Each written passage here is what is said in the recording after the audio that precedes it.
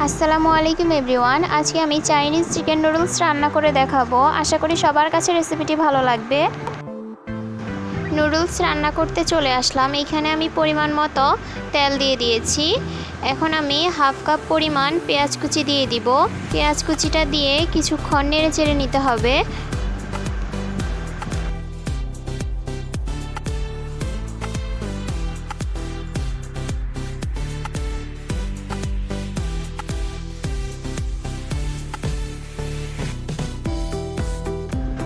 পেঁয়াজটা হালকা ভাজা হয়ে আসলে এখানে আমি 3-4টা কাঁচামরিচ কুচি দিয়ে দিব। আদা রসুন বাটা দিয়ে দিব 1 চা চামচ। মশলাটাকে 2-3 মিনিট ভেজে নিতে হবে। 1 কাপের মতো এখানে আমি হাড় ছাড়া মুরগির মাংস লম্বাটে শেপ করে কেটে নিয়েছি। মাংসটা দেওয়ার পর কিছুক্ষণ ভেজে নিতে হবে।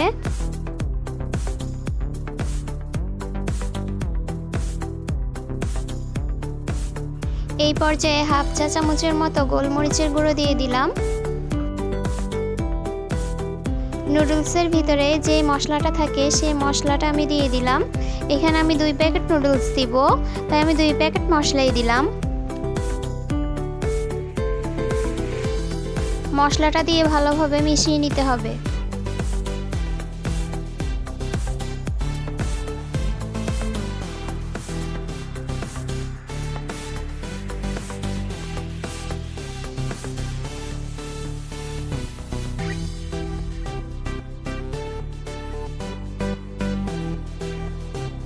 হাফ চা চামচের মতো লবণ অ্যাড করলাম। এখানে আপনারা লবণটা পরিমাণ মতো দিবেন।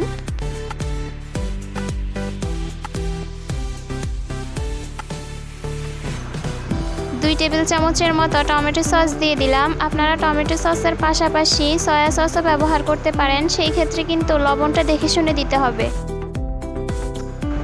চাইনিজ নুডলসের জন্য সবজিগুলো আমি লম্বাটে শেপ করে কেটে নিয়েছি। এখানে আমি গাজর কুচি দিয়ে দিলাম 1 কাপ পরিমাণ।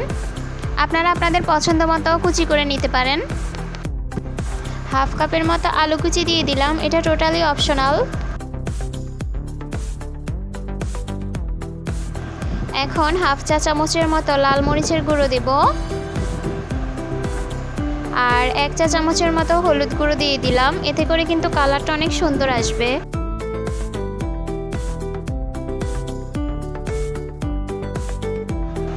এই পর্যায়ে সামান্য পরিমাণে পানি অ্যাড করতে হবে সবজিগুলোকে সিদ্ধ করে নেওয়ার জন্য। যেই সবজিগুলো সিদ্ধ হতে সময় লাগে সেগুলো আগে দিয়ে দিতে হবে। গাজর কিছুটা সেদ্ধ হয়ে আসলে এখানে আমি 1 কাপের মতো ক্যাপসিকাম কুচি দিয়ে দিব। এখানে আমি 2 ধরনের ক্যাপসিকাম নিয়েছি। ক্যাপসিকাম সেদ্ধ হতে কিন্তু কম সময় লাগে, তাই আমি ক্যাপসিকামটা পরে দিয়েছি। যেসব সবজি সেদ্ধ হতে সময় লাগে সেগুলো আপনারা আগে দিয়ে সেদ্ধ করে নেবেন। 5-6 মিনিট ভালো করে রান্না করে নিতে হবে।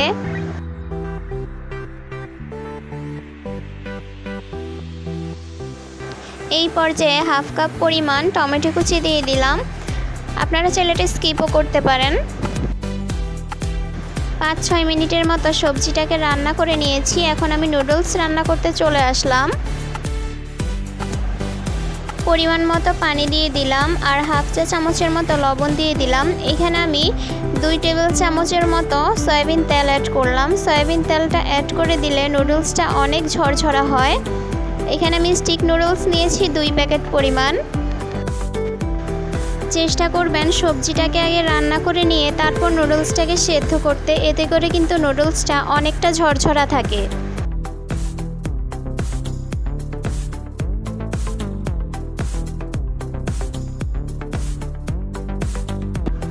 নুডলসটাকে সেদ্ধ করে নিয়েছি। নুডলসটা বেশি সেদ্ধও হয়নি, কারণ আমি পরবর্তীতে সবজি দিয়ে রান্না করব, তাই ওই অনুযায়ী সেদ্ধ করতে হবে। নুডলসটাকে এখন ছেঁকে নিতে হবে। ছেঁকে নেওয়ার পর ভালো করে ঠান্ডা পানি দিয়ে ধুয়ে নিতে হবে, এতে করে নুডলসটা অনেকটা ঝরঝরা থাকবে।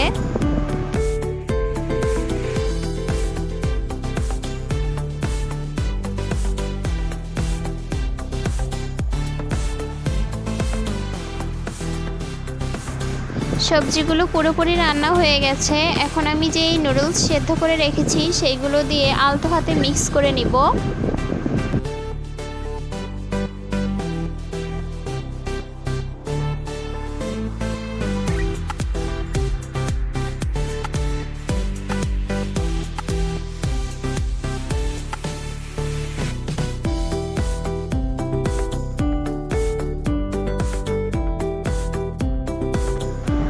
সবসময় আমি চেষ্টা করি সহজভাবে এবং টিপস সহকারে আপনাদের সাথে রেসিপিগুলো শেয়ার করার জন্য।